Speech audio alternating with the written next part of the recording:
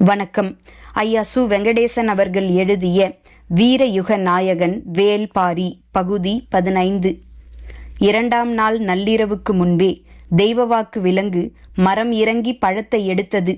முன்புறம் நடப்பது போலவே பின்புறமும் நடப்பது இந்த விலங்கின் இயல்பு.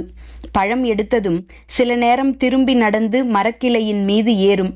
சில நேரம் யாரும் தன்னை நெருங்கி விடுவார்களோ என்ற பயத்தால் முன்பக்கம் பார்த்தபடியே கால்களை பின்னால் நகர்த்தி போகும். இந்த முறை அப்படித்தான் போனது. அது பின்னால் நடந்து போனால் இரட்டை விளக்கு ஏற்றப்பட வேண்டும் என்பது வழக்கம். மரத்துக்கு முன்பு வைக்கப்பட்டிருந்த தீச்சட்டியில் நெருப்பு எரிந்து கொண்டிருந்தது. எண்ணெயில் முக்கி எடுத்த சிறு மரத்துண்டுகளை கொண்டு வந்து அதில் பக்குவமாக வைத்தனர். குலநாகினியின் கண்கள் அதை பார்த்து கொண்டிருக்க பிற நாகினிகள் அந்த வேலையை செய்தனர். விளக்கில் தீயின் கன அளவு அதிகமாகி தழல் இரு கூறுகளாக பிரிந்து எரிந்தது. தீயின் கன அளவு எவ்வளவு இருக்க வேண்டும் என்பதையும் தழல் எத்தனை கூறுகளாக பிரிய வேண்டும் என்பதையும் அவர்கள் முடிவு செய்தனர். நீர் பாய்ச்சுவதைப் போல தீயையும் கட்டுப்படுத்தி பாய்ச்ச அவர்கள் கற்றிருந்தனர்.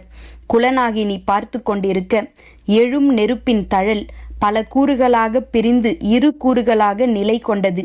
நேற்றைப் போலவே தெய்வவாக்கு விலங்கு பழம் எடுத்ததும் பாணர் கூட்டம் உள்ளிறங்கும் என எதிர்பார்த்திருந்த கபிலருக்கு சற்றே ஏமாற்றமாக இருந்தது. கூத்து தொடங்க நேரமாகும், வாருங்கள் நாம் இந்த மரத்தை சுற்றி பார்த்துவிட்டு வருவோம் எனச் சொல்லி கபிலரை அழைத்து கொண்டு நடந்தான் பாரி. கொற்றவை நிலை கொண்டிருக்கும் மரக்கூட்டம் பெரும் அடர்த்தி கொண்டது. மனிதனால் உள்நுழைய முடியாத அளவுக்கு பின்னி கிடப்பது. பாரியோடு கபிலர் அந்த மரத்தை சுற்றி நடந்து கொண்டிருந்தார். அடர்ந்த காட்டில் பந்த வெளிச்சத்தில் ஆங்காங்கே தனித்தனியான வீடுகள் இருப்பது தெரிந்தது. இந்த அடர்வனத்தில் தனி வீடுகள் ஏன் இருக்கின்றன எனக் கேட்டார் கபிலர். இது ஒரு மர விலங்கு. காலகாலமாக இந்த ஒரு மரத்தில் மட்டுமே இந்த விலங்கு வாழ்கிறது. வேறு எந்த மரத்திலும் இது ஏறாது. எனவே இந்த இடம் தவிர வேறு எங்கேயும் இந்த பிராணியை நீங்கள் பார்க்க முடியாது. இந்த விலங்கு வேட்டை விலங்குகளுக்கு மிகவும் பிடித்த உணவு. இந்த மரப்புதருக்குள் நுழைந்து இதை எப்படியாவது தின்றுவிட அவை முயல்கின்றன. அதனால்தான் இதை பாதுகாக்க காவற்குடிகள் இங்கு இருக்கின்றனர். பேசிக்கொண்டிருக்கும் போது துடிப்பறையின் ஒலி கேட்கத் தொடங்கியது. வாருங்கள் எனச் சொல்லி வேகமாக முன்னடந்தான் பாரி. செம்பாதேவியின் கதை இது. எனவே ஆடுகளம் முழுவதையும் நிறைத்து ஓர் அழகிய கோலம் போடப்பட்டிருந்தது. பாரியும் கபிலரும் இருக்கையில் வந்து அமர்ந்தனர். அப்போதுதான் தரையை மெழுகி கோலம் போட்டிருந்ததால் சாணத்தின் வாசனை எங்கும் வீசியது. அதன் ஈரம் காயவில்லை. கோலத்தின் நடுவில் வெண்ணெயில் தானியங்களை உருட்டி செய்யப்பட்ட வெண்சாந்து உருண்டை வைக்கப்பட்டிருந்தது. அந்த உருண்டையின் நடுவில் மாட்டின் இரு கொம்புகளை நட்டு வைத்திருந்தனர். வெண்சாந்து உருண்டையின் வாசனை எங்கும் பரவியிருந்தது. கோலத்தின் முன்பு பெண்ணொருத்தி அமர்ந்து உடுக்கை வகையைச் சேர்ந்த துடிப்பறையை அடிக்கத் தொடங்கினாள். இவர்கள் பாணர்களா எனக் கேட்டார் கபிலர். இல்லை, பரம்பு மக்கள் என்றான் பாரி. துடியின் ஓசை பேராந்தையின் ஓசையைப் போல அச்சத்தை ஏற்படுத்தக்கூடியது. நீருக்குள் பொடி கரைவதைப் போல இருளுக்குள் துடி கரையத் தொடங்கியது. தங்களுக்கு என்று பாணர்கள் அற்ற குலம் இவர்களுடையது. அந்த குலப்பெண் செம்பாதேவியின் கதையை தொடங்கினாள். கபிலர் கேள்விப்பட்டிராத கதை இது. ஆதி காலத்தில் மலை மக்களில் ஒரு பிரிவினர் கால்நடைகளை வளர்க்க பழகிய போது மேய்ச்சல் நிலங்களை நோக்கி தந்தரைக்கு இறங்கினர். குறிஞ்சி நிலத்தை விட்டு இறங்கிய 5 குடும்பங்கள் செம்மலையின் அடிவாரத்தில் குடில் அமைத்தனர். கால்நடைகளை மேய்த்து பல்கி பெருக்கினர். 5 வகை குடும்பத்தின் குலவழி தழைத்தது. அந்த குலவழியின் வகையை அடிப்படையாக கொண்டு அடையாளங்களை உருவாக்க வேண்டிய தேவை வந்தது. குலத்துக்கு ஒரு வகை என 5 வகையான சூட்டுக்காயங்களை ஆண்கள் தமது வலது தோளிலே உருவாக்கி கொண்டனர். பெண்களுக்கு அதே போல சூட்டுக்காயத்தை உருவாக்கினால் திருமணத்துக்கு பின்னர் அவளது குடும்ப அடையாளம் மாறும். எனவே சூட்டுக்காயம் சரிப்பட்டு வராது. வேறு வழிகளை சிந்தித்தனர். பெண்களே அதற்கு ஒரு முடிவும் கண்டனர். தங்களின் தலைமுடியை குலத்துக்கு ஒரு வகை என 5 வகைகளாக பின்னிக்கொள்வது என முடிவு எடுத்தனர். 5 வகை கொண்டைகளை உருவாக்கினர். அந்த காலத்தில் எல்லா நாட்டு பெண்களுக்கும் தலைமுடியை சுருட்டி கொண்டை போடும் பழக்கம் மட்டும்தான் இருந்தது. ஆனால் உச்சந்தலையில் வகிடு எடுத்து இரு பக்கங்களும் முடி சரிய 2 கொண்டைகள். அதே போல 3, 4, 5 என 5 விதமான கொண்டைகளை இவர்கள் முடிந்தனர். 5 விதங்களிலும் சடைகளை பின்னினர். அதில் மேய்ச்சலுக்கு செல்லும் வெவ்வேறு நிலத்தின் பூக்கள் சூடப்பட இவர்களை பார்க்கும் ஆணும் பெண்ணும் சொக்கி போனார்கள். அழகை பேணும் அதிசய கூட்டம் என இவர்களை பற்றி திசையெங்கும் பேச்சு பரவியது. மேய்ச்சலின் போது கால்நடைகளின் கோமியம் வெவ்வேறு வகையில் வளைந்து வளைந்து வடிவம் கொள்வதை காலம்பூராவும் பார்த்து கொண்டிருந்தவர்கள் இந்த பெண்கள். அந்த நீர்க்கோலம் மனதுக்கு எப்போதும் ஒரு காட்சி இன்பத்தை ஏற்படுத்தக்கூடியது. ஆனால் கனப்பொழுதில் அந்த காட்சி மறைந்துவிடும். புன்னகை காற்றில் மறைவதைப் போல மண்ணில் மறையும் மஞ்சள் வண்ண நீர் அது. தனது குடிலின் வாசலில் அதே போன்ற ஒரு கோலத்தை வரைந்தால் என்ன என எண்ணினர். இடித்த குருணையின் தொலியை சிறுகத் தூவியபடி அவர்களின் விரல்கள் வலமும் இடமுமாக வளைய ஆரம்பித்தன. 5 விதமாக தலைமுடியை பின்னியும் கொண்டை போட்டும் பழக்கப்பட்ட விரல்களுக்கு வளைந்து நெளியும் கோலம் எளிதில் வசப்பட்டது. மாடு பெய்த நீரின் எல்லா வளைவுகளையும் தனது ஒற்றை கோலத்துக்குள் கொண்டு வர அவர்களுக்கு அதிக காலம் ஆகவில்லை. செம்மலையின் அடிவாரத்தில் உள்ள பெண்கள் விதவிதமாக கொண்டை போட்டு தரையெங்கும் கோலம் போடும் அழகு அரசிகள் என எல்லோராலும் பேசப்பட்டனர். காட்டு வழியிலும் உமணர்களின் காது வழியிலும் இந்த செய்தி எல்லா பகுதிகளுக்கும் பரவியது. இவர்கள் இருக்கும் பகுதிக்கு கோலநாடு என பெயர் உருவாயிற்று. புதிய நாகரிகத்தின் அடையாளமாக செம்மலை மாறியது. இதில் வெளி உலகுக்கு தெரியாத இன்னொன்றும் இருந்தது. 5 குடும்பங்களும் தங்களின் மாடுகளை மேய்ச்சலுக்கு அழைத்து போய்விட்டு வந்து 5 தனித்தனி பட்டியில்தான் அடைக்க வேண்டும். அப்படியென்றால் அவற்றுக்கும் தனித்தனி அடையாளம் தேவை. மாடுகளுக்கு பிற இடங்களில் சூட்டுக்குறி, காது அறுத்த குறிகள் எல்லாம் போட்டிருப்பதை கேள்விப்பட்டனர். கால்நடைகளே தங்களின் தெய்வம். எனவே அவற்றை துன்புறுத்தாத வழியில் அடையாளம் இட விரும்பினர். மூத்த கிழவி ஒருத்தி, இந்த செம்மலையில் இத்தனை வகையான வண்ணக்கற்கள் கிடக்கின்றன. அவற்றை எடுத்து ஒரு குடும்பத்துக்கு ஒரு வண்ணம் என முடிவு செய்யுங்கள். அந்த வண்ணக்கல்லையே அந்த குடும்பத்தின் மாடுகளுக்கும் நெற்றி பட்டமாக சூட்டுங்கள் என்றாள். அதிலிருந்து 5 வகையான வண்ணக்கற்களை கொண்டு கொம்புகளுக்கு இடையில் கயிறு முடிந்து நெற்றி பட்டத்தை உருவாக்கினர்.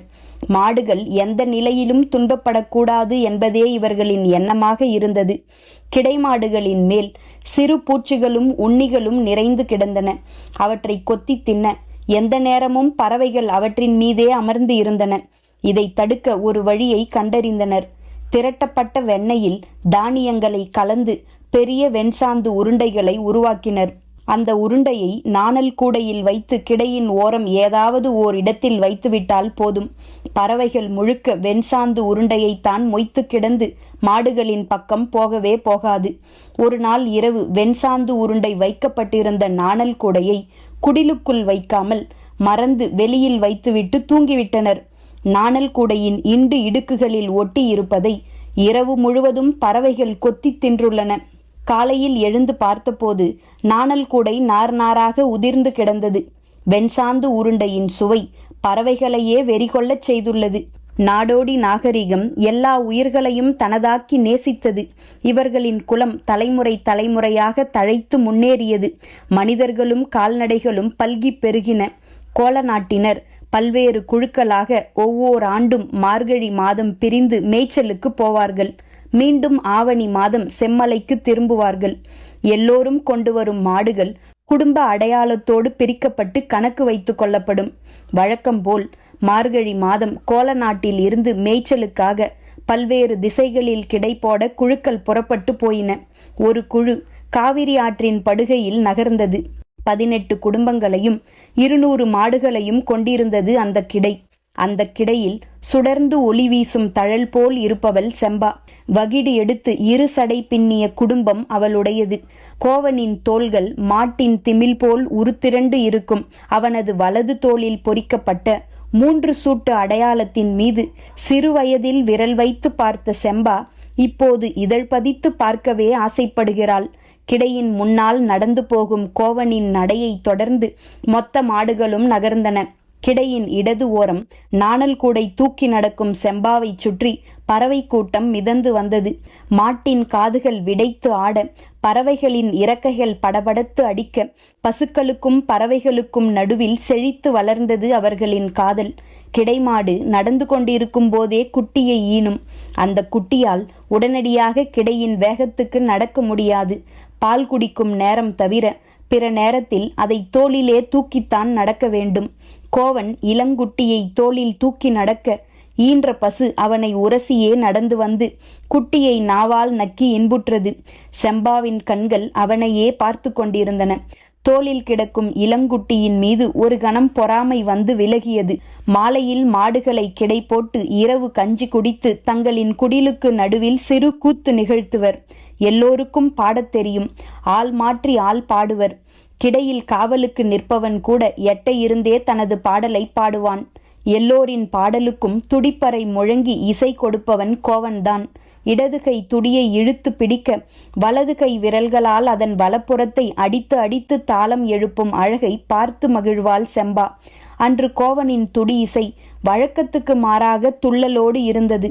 கூத்து முடிந்ததும் எல்லோரும் தங்களின் குடிலுக்கு போக செம்பா கோவனின் காது அருகே போய்ச் சொன்னால், துடியின் இடப்பக்கம் போலவே நானும் உனது விரல் படாமல் இருக்கிறேன். கோவன் கலங்கிப் போனான். அன்று இரவு முழுவதும் துடியின் இடதுபுறம் பற்றியே நினைத்திருந்தான். கிடைக்காவல்காரனின் பார்வைக்கு தப்பி குடில் தாண்ட முடியாது. வேறு வழியின்றி கோவன் ஒடுங்கி படுத்தான். மறுநாள் பக்கத்தில் இருக்கும் ஊருக்கு வெண்ணெய் விற்கப் போனாள் செம்பா. வெண்ணெய் விற்று தானியம் பெற்று வருவது பெண்களின் வேலை. உழவு செழிப்பாக நடந்து கொண்டிருந்த ஊர் அது. 2 தெருக்களை தாண்டும் முன்பே அவள் கொண்டு வந்த வெண்ணெய் விற்று தீர்ந்தது. தானியங்களை பெற்றுக்கொண்டு மர அடிவாரத்தில் காத்திருந்தாள். எதிர்பக்கம் விற்கப் போன அவள் தோழி இன்னும் வரவில்லை. அங்கும் இங்குமாக பார்த்து கொண்டிருந்தாள். சற்று தொலைவில் நின்றிருந்த இளைஞன் ஒருவன் தன்னையே பார்த்து கொண்டிருந்ததை அவள் கவனித்தாள். தோழியை கண்கள் தேடிக்கொண்டிருக்க தன்னை கடந்து போகும் பெரியவரிடம் இந்த ஊர் பெயர் என்ன எனக் கேட்டாள். உறையூர் என்றார் அவர். பார்த்து கொண்டிருந்தவனை கடந்து தோழி நடந்து வந்தாள். இருவரும் கிடை நோக்கி தானியங்களை தூக்கி கொண்டு நடந்தனர். தானிய முடியை மறுதோளுக்கு மாற்றியபடியே தோழி சொன்னாள், உன்னை பார்த்து கொண்டே நின்றவன் இந்த ஊர் குலத்தலைவரின் மகனாம். ஊருக்குள் நுழைந்ததிலிருந்து உன் பின்னால் தான் வந்து கொண்டிருக்கிறானாம். கிள்ளி என அவனை அழைத்தார்கள். புதுவிதமான பெயராக இருக்கிறதே. எதிரிகளின் தலையை கிள்ளி எடுத்ததால் இந்த பெயர் உருவாயிற்று என்று ஒரு மூதாட்டி சொன்னாள். ஆனால் உன்னை பார்த்து கொண்டிருந்த அவனது கண்களும் அதே வேலையைத்தான் செய்தன. அவள் சொல்வதை பொருட்படுத்தாத செம்பா மகிழ்வோடு சொன்னாள், இன்று சிறு சோளம் கிடைத்திருக்கிறது. காரமாட்டு பாலில் இருந்து கடையப்பட்ட இள வெண்ணெயை பிசைந்து சாப்பிட்டால் அப்படி ஒரு சுவை இருக்கும். நினைக்கும் போதே நா ஊறுகிறது என்றாள். இரவு கஞ்சி குடித்த பிறகு கூத்து முடிந்து எல்லோரும் கலைந்தனர். அன்றைய கிடைக்காவல் முறையில் கோவனும் உண்டு. செம்பா அவனுக்காக சமைத்த கஞ்சியை சிறு கலயத்தில் ஏந்தி குடிலுக்கு பின் காத்திருந்தாள். இருள் நன்றாக அடங்கிய பிறகு குடிலுக்கு பின்புறமாக மறைவாக வந்து சேர்ந்தான் கோவன். அந்த இடமே சுவையால் மனத்து கிடக்க பூத்து நின்றாள் செம்பா. பிசைந்த உணவை ஊட்ட அவன் வாயருகே கையை கொண்டு சென்ற போது நாவால் விரல் தொட்டு வாங்கினான். அந்த சிறு தொடுதல் மொத்த உடலையும் குலுக்கியது. காதலின் கூர்மிகு ஆயுதம் நீர் சுரக்கும் நுனிநாக்கு. சற்றும் எதிர்பாராமல் கோவன் அதை பயன்படுத்திய போது செம்பா நடுங்கிப் போனாள். உணவு அருந்தியபடியே துடியின் இடது புறத்தின் மீது அவனது விரல்கள் படரத் தொடங்கின. அவள் உள் நடுங்கி குலுங்கினாள். அவள் கண் செருகி மீண்ட போது கடைசி குடிலுக்கு பின்னால் குதிரையில் ஒருவன் போவது தெரிந்தது. கிடையில் கிடந்த நாய்கள் சுதாரித்து அந்த திசை நோக்கி பாயத் தொடங்கின. ஆனால் குதிரை படுவேகத்தில் மறைந்தது. நாயின் குறைப்பொலியில் அனைவரும் எழுந்துவிட்டனர். வேல் கம்பை தூக்கியபடி முன்னால் ஓடி நின்றான் கோவன். அவிழ்ந்த நூல்களை கட்டியபடி குடிலுக்குள் நுழைந்த செம்பாவிடம் எதிர்ப்பட்ட தோழி சொன்னால், வந்தது அவன்தான். சொல்லிய போது செம்பாவின் கட்டு கழன்று இருந்ததை அதிர்ச்சியோடு பார்த்தாள் தோழி.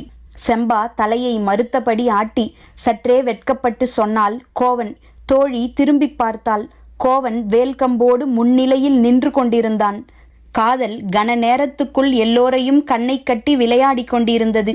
நாய்கள் திருடனோடு சேர்ந்து ஓடுபவனை குறைத்தன. தோழி கோவனின் அருகில் போய் காதோடு சொன்னாள், இனி நீ கிடைக்காவல் நிற்கும் நாளெல்லாம் நான் இடைக்காவலுக்கு நிற்பேன். மறுநாள் மாலையில் கிடைக்கு இடப்புறம் இருந்த பெருமேட்டிலே தந்தையோடு வந்து நின்றான் கிள்ளி. சற்று தொலைவில் மாட்டுக்கிடையும் குடில்களும் இருந்தன. தந்தையின் கண்கள் மாடுகளை எண்ணின. 200க்கும் குறைவாகத்தான் இருக்கிறது. இதைவிட பெருஞ்செல்வம் இருக்குமிடத்தில் பெண் எடுப்போம் என்றார். அவனோ அவர் சொல்வதை ஏற்கவில்லை. அவள் பேரழகு, அதற்கு இணையான செல்வம் எதுவும் இல்லை என்றான். அவரோ மறுத்து பேசி அவனது மனதை மாற்ற முயன்று கொண்டிருந்தார். நடக்கவில்லை. சரி, நமது மாளிகைக்கு போய் பேசிக்கொள்வோம் என முடிவு எடுத்து குதிரையின் மீது ஏறப்போகும்போது சொன்னான், இன்னும் சிறிது நேரத்தில் குடிலுக்கு நடுவில் பந்தம் ஏற்றி கூத்து நிகழ்த்துவார்கள். அப்போது அவள் குடிலுக்குள் இருந்து வெளியில் வருவாள். அவளை நீங்கள் பாருங்கள், நான் சொல்வதை ஏற்பீர்கள் என்றான். இருள் கூடியது. பந்தங்கள் ஏற்றப்பட்டன. எல்லோரும் வந்து கோலத்தை சுற்றி அமர்ந்தனர். கோவன் வழக்கம் போல துடியோடு வந்து உட்கார்ந்தான். நேர் எதிரில் தோழி வந்து உட்கார்ந்தாள். கோவன் சற்றே தலையை திருப்பி தனக்குள் சொல்லிக் கொண்டான், துடியின் இடப்புறத்தை ஊர் திரும்பி மனம் முடிப்பது வரை நினைக்கக்கூடாது. அவள் இன்னும் ஏன் குடில் விட்டு வெளிவரவில்லை என ஆவலோடு பார்த்தபடி தொலைவில் நின்று கொண்டிருந்தான் கிள்ளி. எங்கும் கும்மிருட்டு சூழ்ந்திருந்தது.